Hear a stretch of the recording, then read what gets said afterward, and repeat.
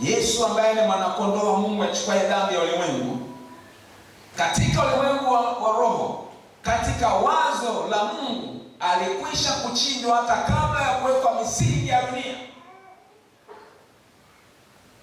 Mungu anapoumba dunia na anajua atamuumba mwanadamu aishi atawale kwenye hiyo dunia, na alipojua kitakachotokea, kabla ya hapo akatengeneza wazo.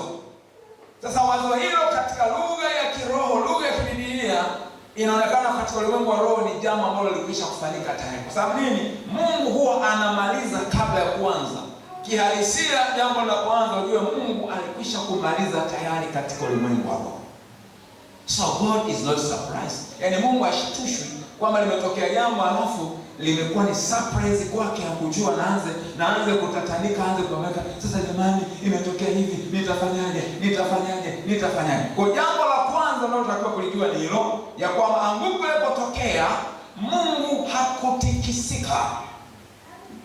Mungu hakubabaika.